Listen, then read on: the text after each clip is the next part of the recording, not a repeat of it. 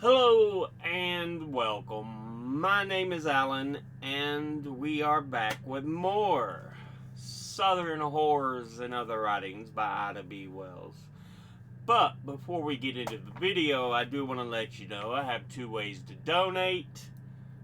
I have a Ko-fi account and a Patreon account, which will be listed in the description box below the video. The Ko-fi account will allow you to donate smaller or one-time payments, while the Patreon is a more month-to-month situation. Before you even think about donating, though, please, if you are already financially stretched or having trouble making ends meet, don't donate. We are all in a tough period in history right now, and you don't need to make things tougher. Get your bills paid. Take care of things first. If you are financially okay and you wish to donate, I would greatly appreciate it, though, because it's just me, myself, and I that make these videos, and yeah, I would most welcome the support. So, with that said, let's go ahead and jump into this. We'll be reading the first half of chapter 8, Miss Willard's Attitude. No class of American citizens stands in greater need of the humane and thoughtful consideration of all sections of our country than do the colored people, nor do any class exceed us in the measure of grateful regard for acts of kindly interest in our behalf. It is therefore to us a matter of keen regret that a Christian organization so large and influential as the Women's Christian Temperance Union should refuse to give its sympathy and support to our oppressed people, who seek no further favor than the promotion of public sentiment, which shall guarantee to every person accused of crime the safeguard of a fair and impartial trial and the protection from butchery by brutal mobs. Accustomed as we are to the indifference and apathy of Christian people, we would bear this instance of ill fortune in silence, had not Miss Willard gone out of her way to antagonize the cause so dear to our hearts by including in her annual address to the WCTU convention at Cleveland, November the 5th, 1894. A studied, unjust, and wholly unwarranted attack upon our work.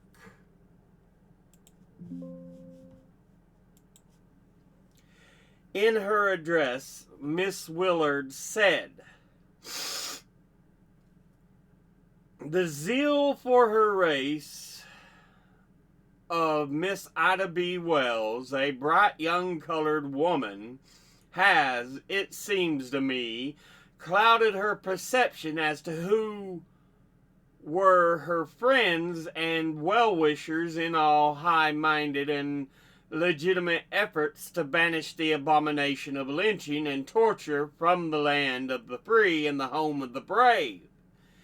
It is my firm belief that in the statements made by Miss Wells concerning white women having taken the initiative in nameless acts between the races, she has put the an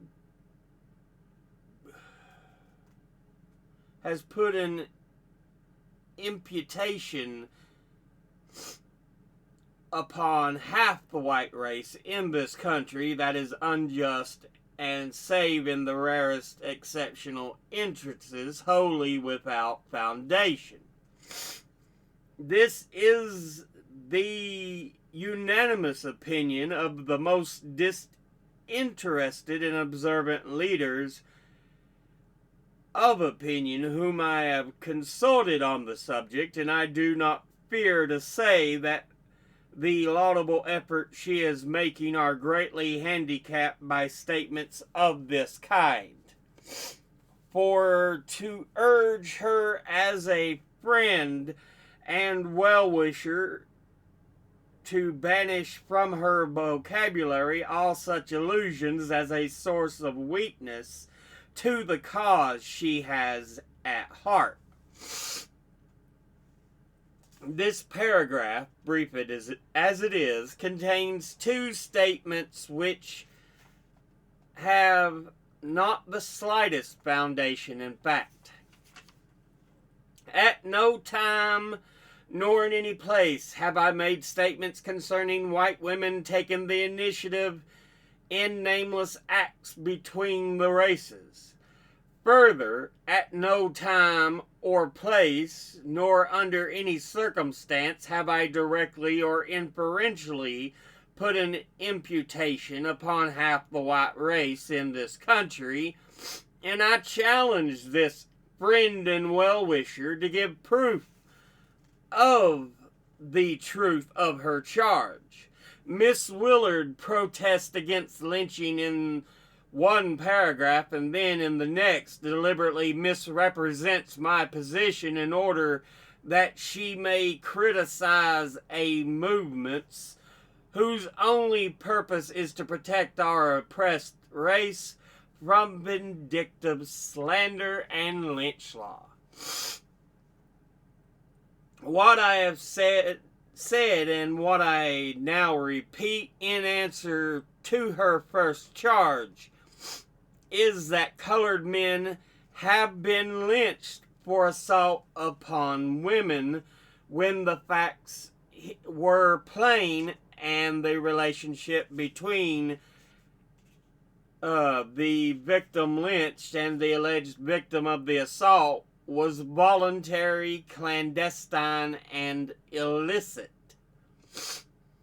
For that very reason, we maintain that in every section of our land, the accused should have a fair, impartial trial, so that a man who is colored shall not be hanged for an offense which, if he were white, would not be adjudged a crime.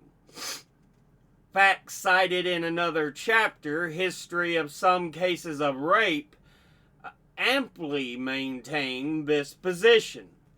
The publication of these facts in defense of the good name of the race casts no imputation upon half the white race in this country, and no such imputation can be inferred except by persons deliberately determined to be unjust. But this is not the only injury which this cause has suffered at the hands of our friend and well-wisher. It has been said that the Women's Christian Movement, or Women's Christian Temperance Union, the most powerful organization of women in America, was misrepresented by me while I was in England. Miss Willard was in England at the time, and knowing that no such misrepresentation came to her notice, she has permitted that impression to become fixed and widespread when a word from her would have made the facts plain. I never at any time or place or in any way misinterpreted the organization.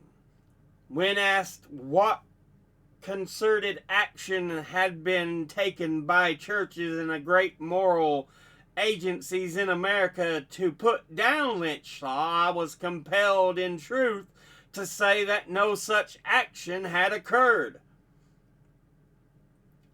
That pulpit, press, and moral agencies in the main were silent, and for reasons known who themselves ignored the awful conditions which to the English people appeared so abhorrent.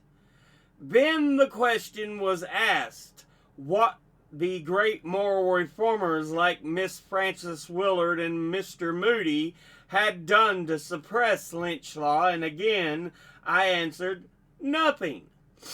That Mr. Moody had never said a word against lynching in any of his trips to the South or in the North either, so far as was known, and that Miss Willard's only public utterance on the situation had considered lynching, or had condoned lynching,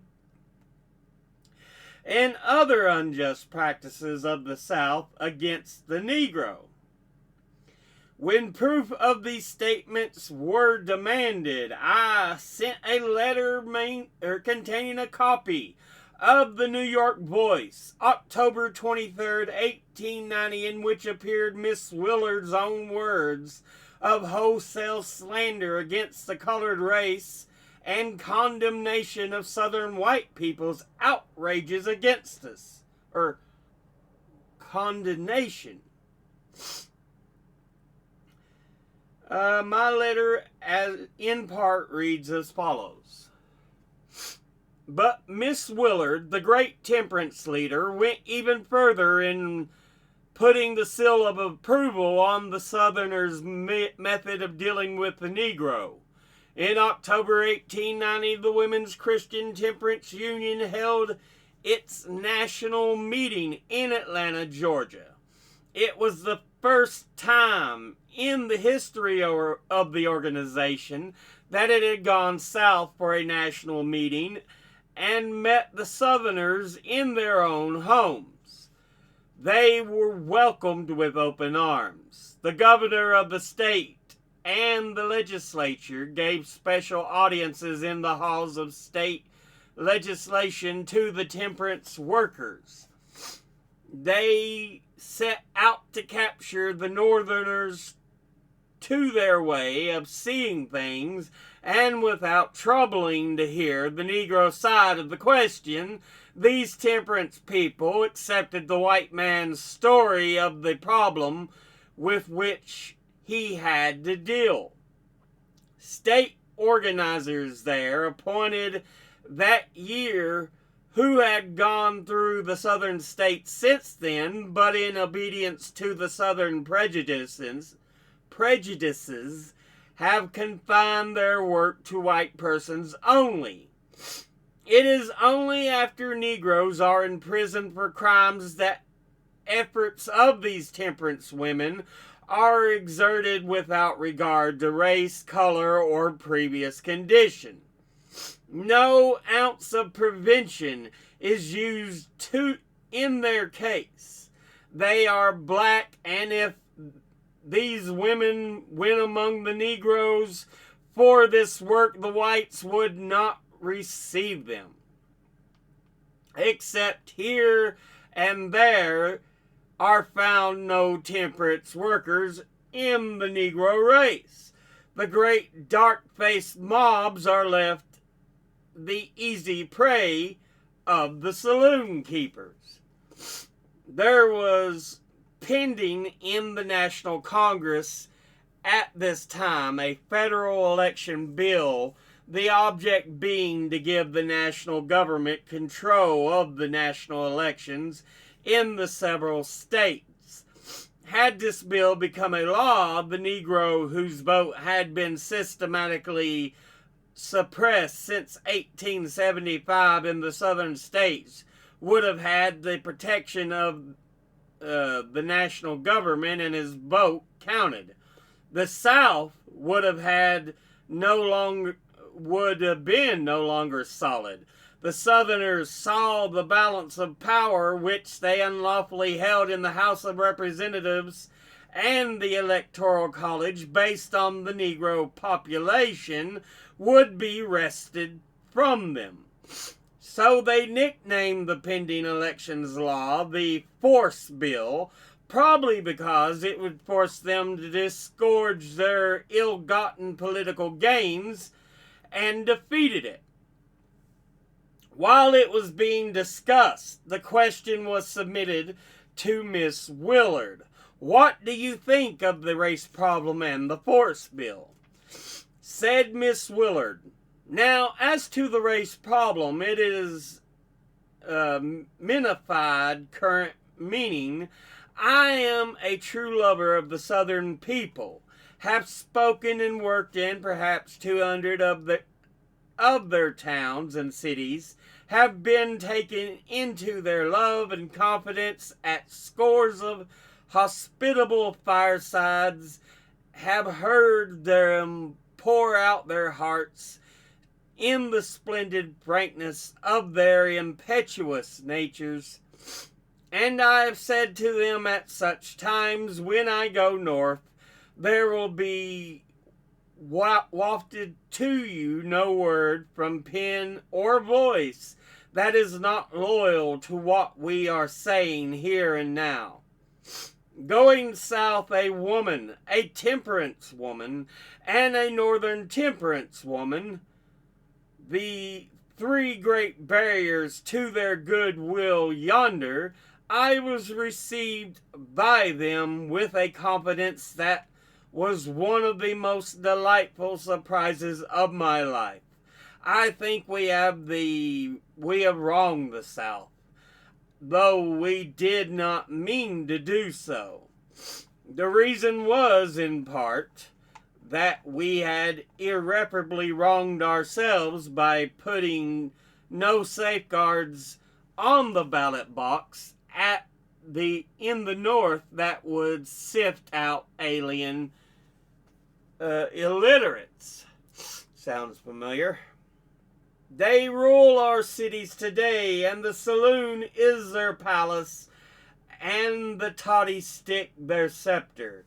It is not fair that they should vote, nor is it fair that a plantation Negro who can neither read nor write, whose ideas are bounded by the fence of his own field and the price of his own mule, should be entrusted with the ballot.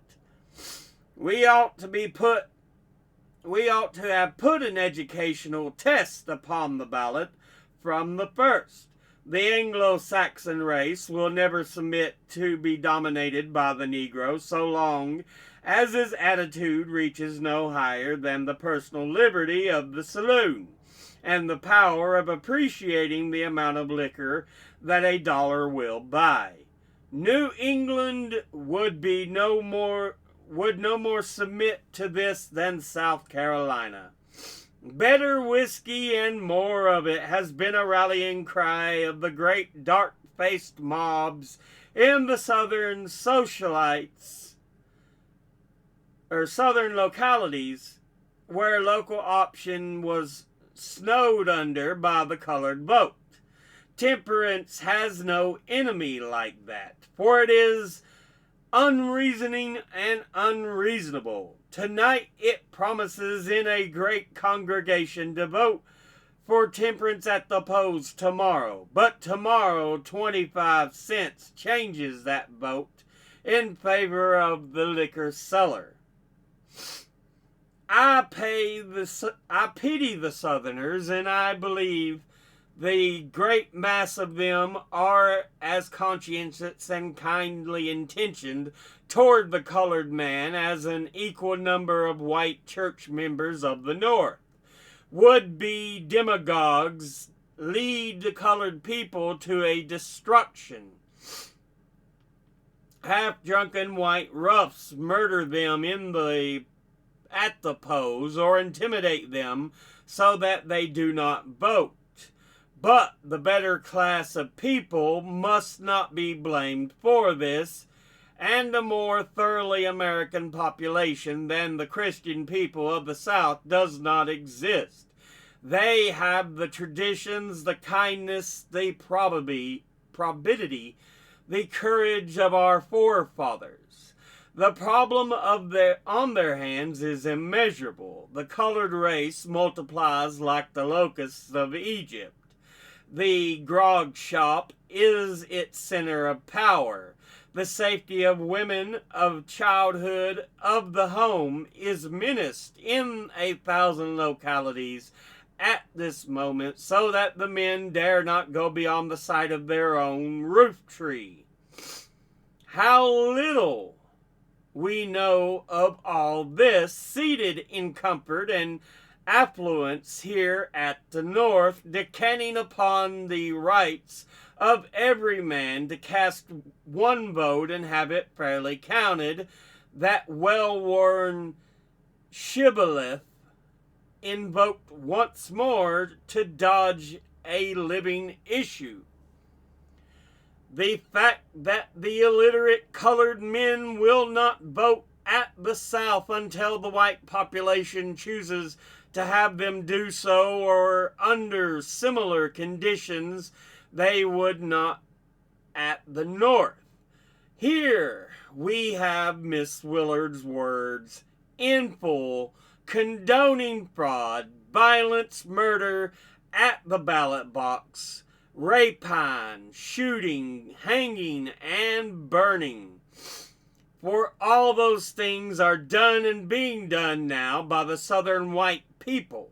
She does not stop there, but goes a step further to aid them in blackening the good name of an entire race, as shown by the sentences quoted in the paragraph above.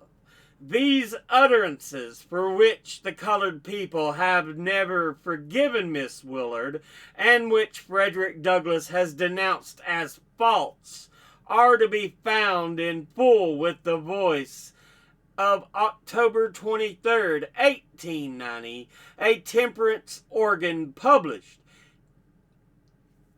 at New York City.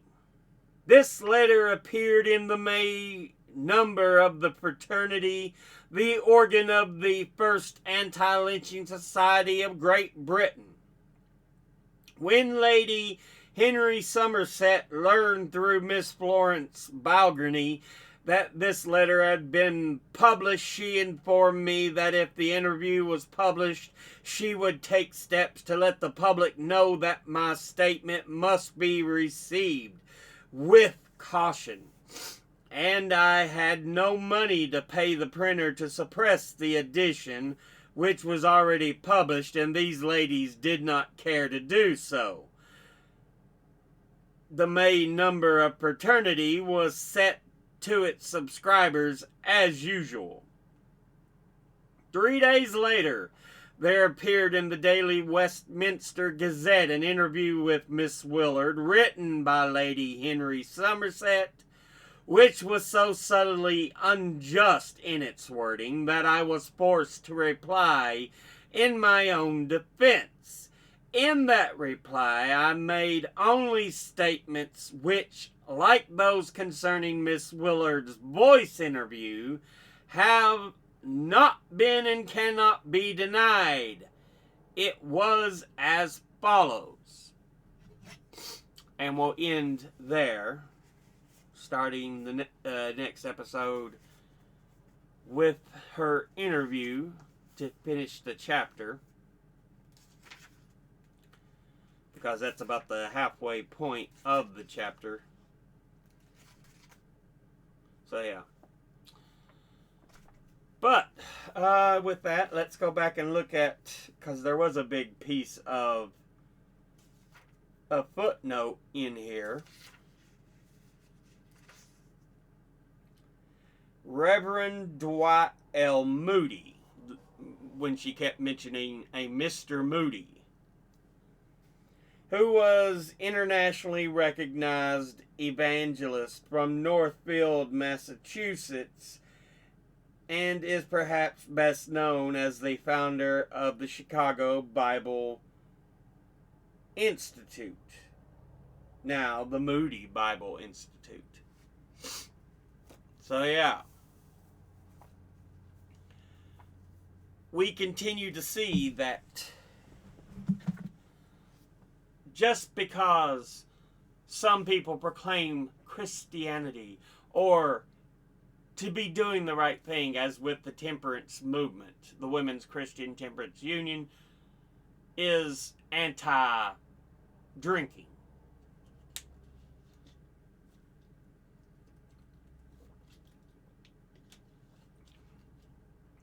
Well, anti-drinking alcohol, not drinking period, but anti-drinking alcohol. And that she more stands up for Southern whites and basically attacks African American people in the U.S. as a dark-faced mob who were powered centrally at the saloons. Yeah.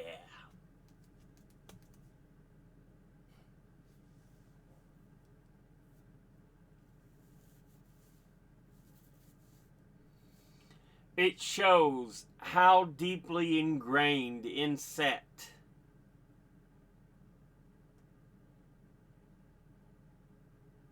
the racism and hatred was.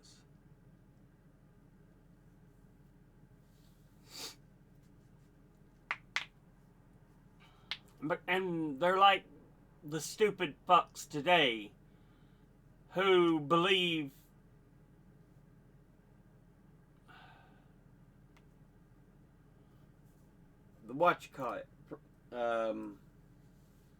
that, oh, because you're of a certain race, you're less intelligent, which is complete and utter BS, or because you're of this race or that race, blah, blah, blah, blah, blah, blah, blah, blah, blah. You know, stupid shit.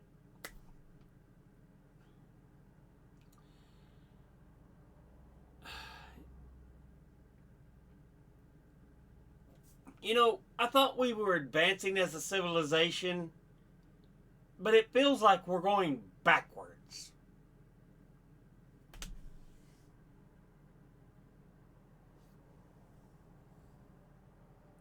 I really do hate the people in power in the U.S. right now. Because they've allowed shit to go all the fuck. Fuck them. Every goddamn last one of them. They should be put on trial, and if found guilty, because they'll be put on trial for fucking treason in my eyes, they should be hung.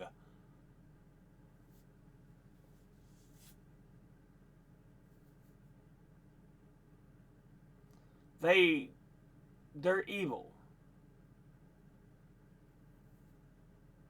Such as Donald Trump, Republicans, and these Nazi fuckheads that push this bullshit out there.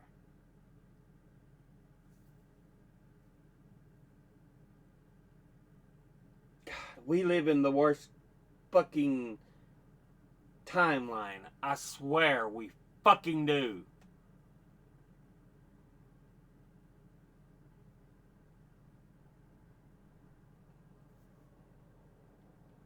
So stupid some of these fuckers are.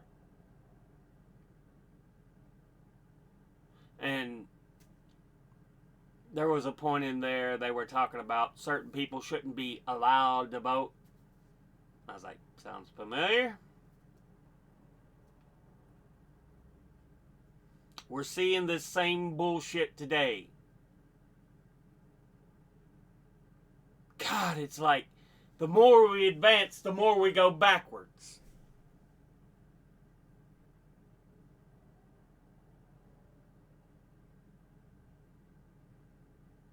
But we'll go ahead and end this episode there. As always, educate thyself. Think, read, study, learn. Someone tells you something you have trouble believing, ask them to cite their sources. But it can't just be some random blog post site like Daily Wire, and it can't just be or some fucking tinfoil hat wearing website like Fox News or Newsmax. Thank you all for watching. I'll see you all in the next one. Until then, later.